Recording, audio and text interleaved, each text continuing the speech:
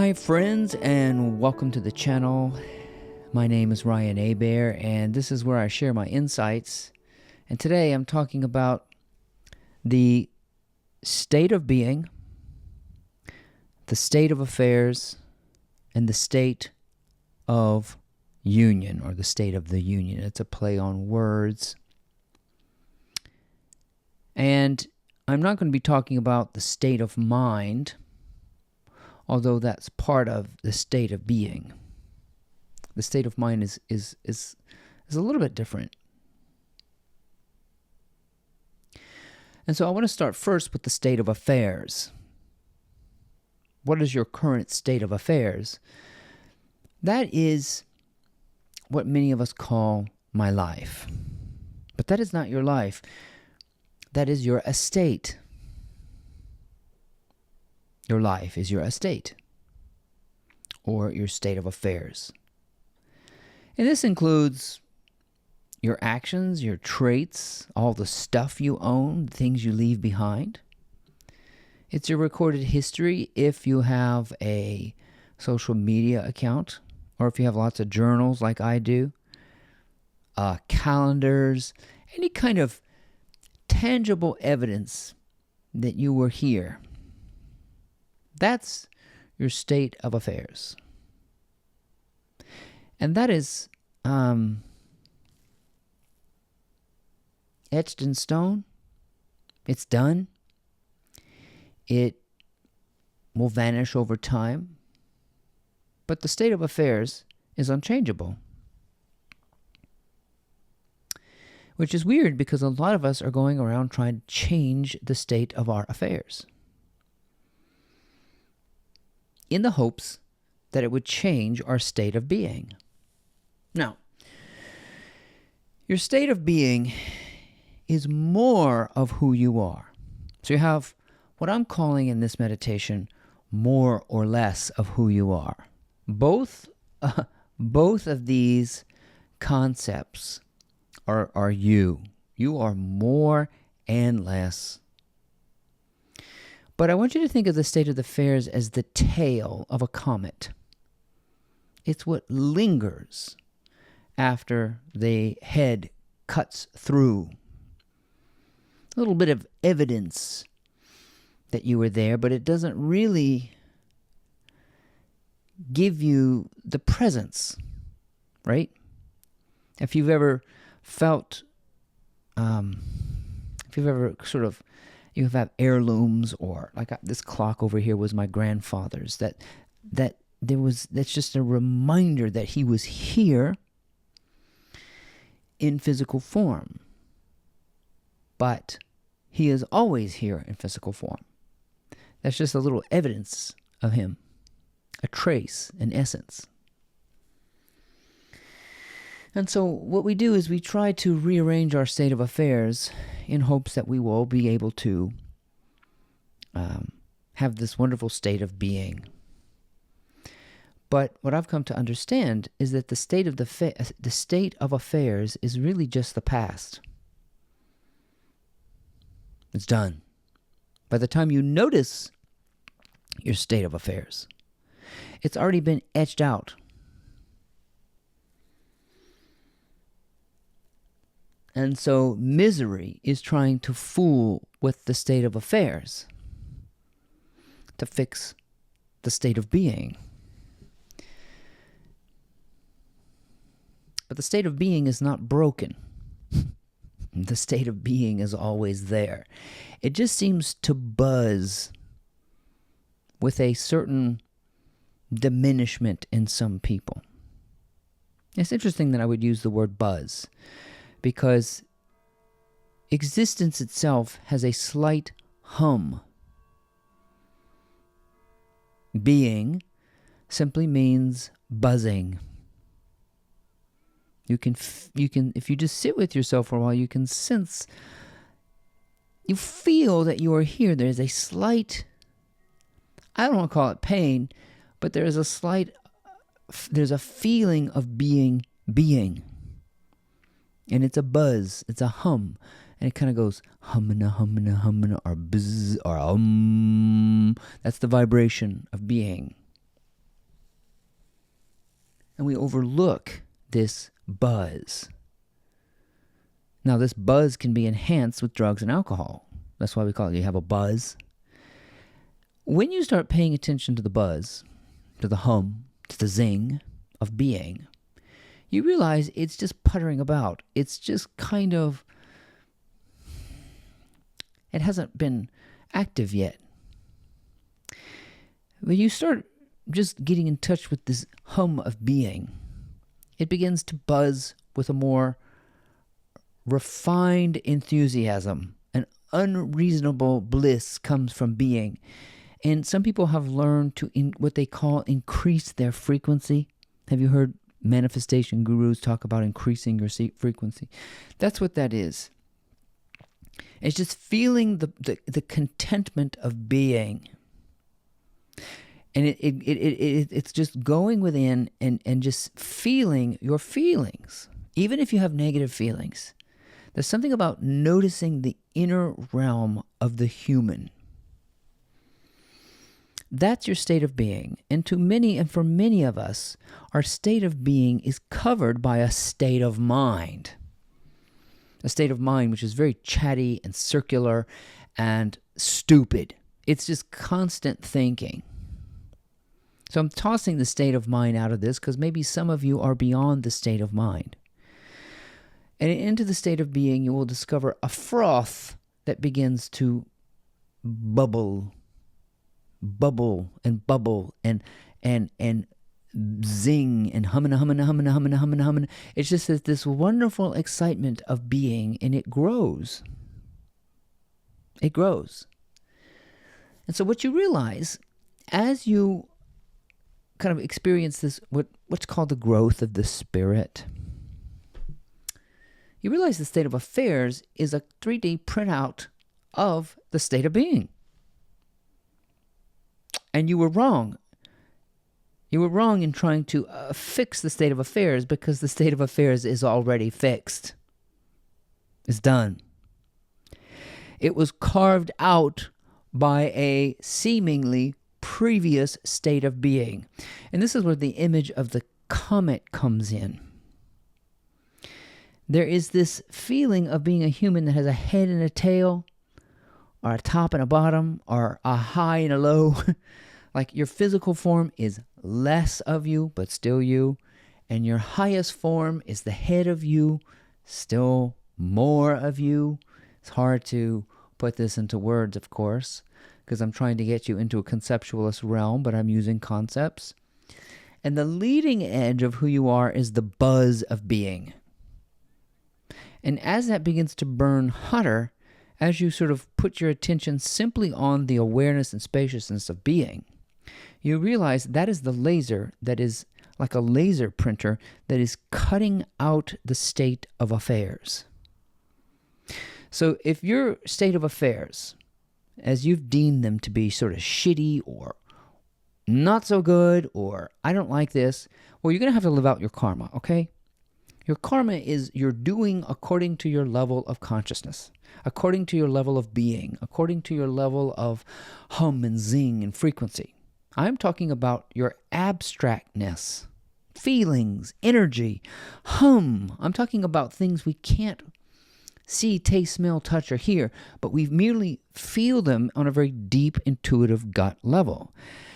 As that begins to burn, you become more of the leading edge of the current state of affairs.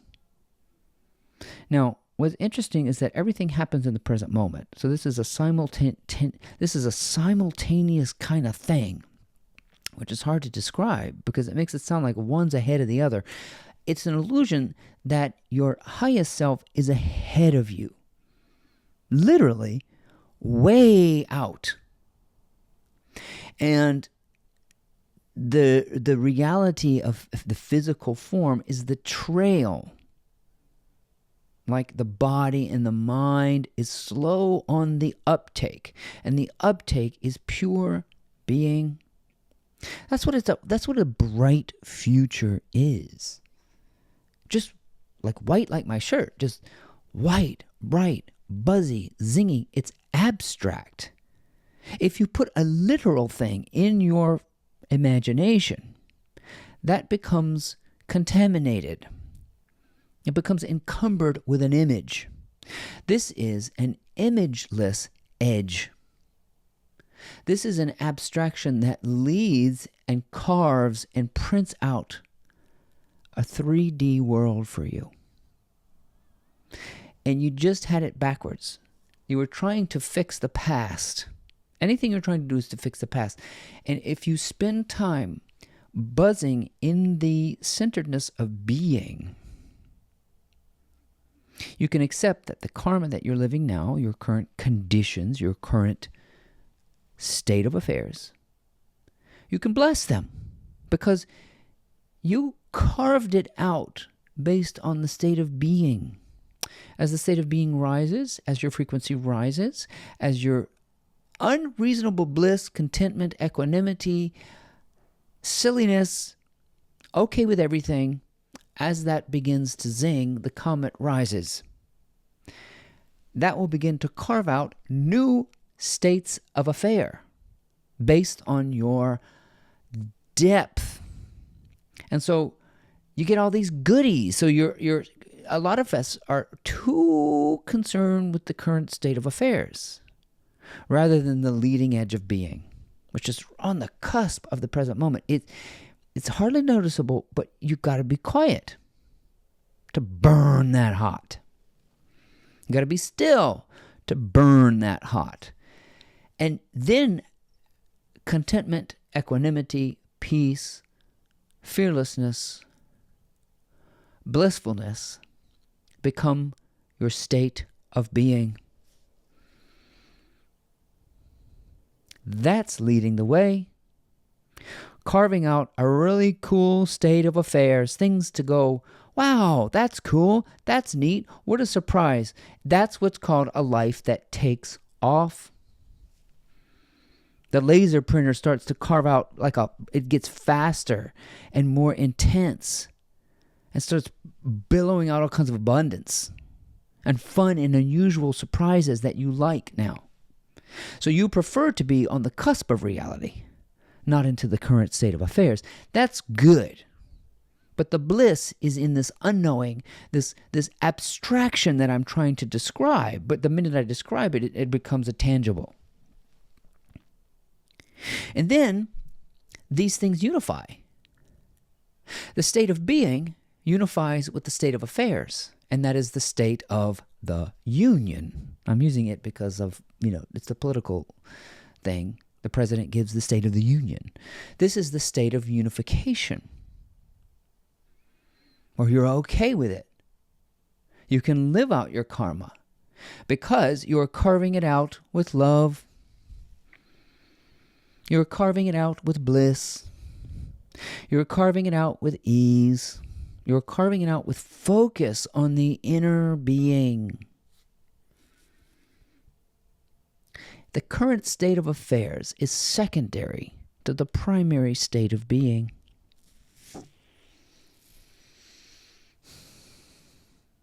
And if that feels like a secret to life, it's not a very well-kept secret once you see it. It's kind of like the so-called secret to health. It's all out there, friends. The information I'm giving you is not new. It's just packaged in a different way. Perhaps maybe it's resonating with you. But the secret to health is no drinking, no smoking, eating well, plenty of fruits and vegetables and lean meats, weight training, and cardiovascular exercise. It's so very straightforward. However, if you looked at the general population in the United States where I live, something like 6 or 7 people out of 10 are obese. Morbidly so. We have a health crisis. So you would think that the secret of health is very well guarded. But it's not. Mental health is the same thing. The secrets to good mental health are not well guarded secrets. But the deterioration of mental health would lead you to believe that the secret to a good, healthy mind is a secret.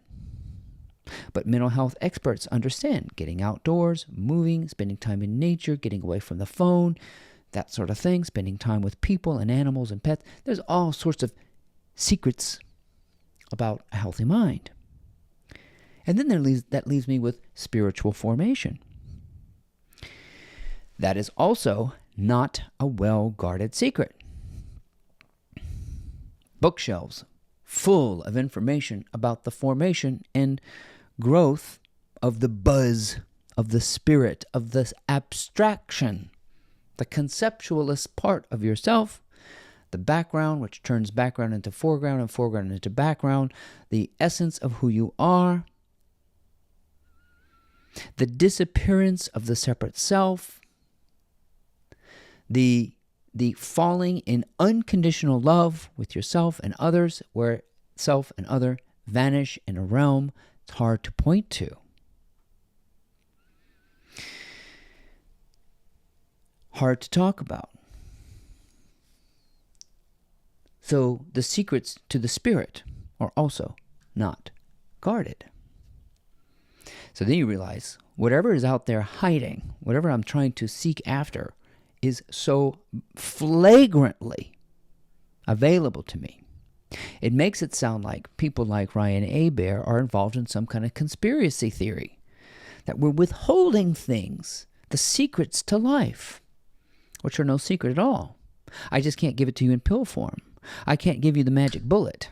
This is just happening. It happened to me.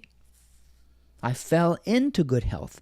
I fell into good mental health. I fell into good spiritual health. I don't know how. I was drawn into silence. I was drawn into meditation. I was drawn into good practices. And perhaps you are watching this video because you yourself are being led to that. The state of being, which ultimately is a state of union, where separation dissolves and the individual self vanishes. All of this is about a vanishing act of me. I used to think that I was my estate. If you have an estate sale and you think you're real, then you sell yourself whenever somebody gives, if there's an estate sale, you have given yourself, you've sold yourself. You can't sell yourself. You are the invisible state of being, the leading edge that's carving out a 3D image of your state of affairs. How is this useful? If you would like to have a different state of affairs, you must prioritize your state of being. Accept that the state of affairs that you are living in this current moment were carved out by a karma of doing from a while back. Accept it. I quit my job. I lost a lot of friends. I became very much involved in solitude. Before I got on YouTube and started talking about this stuff, I was by myself. I didn't know what was happening. I was spending time with the abstraction, the feelings, the intuitive zing, the buzz, the hum. As that began to bubble, I wanted to share it because I thought I had discovered a secret, but it ain't no secret. It's no secret. This is who you are. There's many aspects, and it's a multidimensional thing. Just like the Christians say, Father, Son, Holy Spirit, I am talking in a Trinitarian terms. State of the union, and the state of the affairs, and the state of being. Mind, body, soul. Me, myself, and I. Whatever you want to call it. These abstractions are hard to translate into words.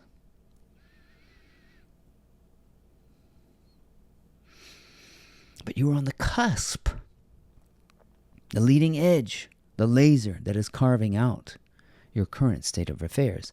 Now, in the state of being that you have observed, and if your state of being is not zinging and humming and buzzing and as Abraham Hicks puts it, we're not flying on our high, or she calls it, we're not zinging on our high-flying discs or whatever.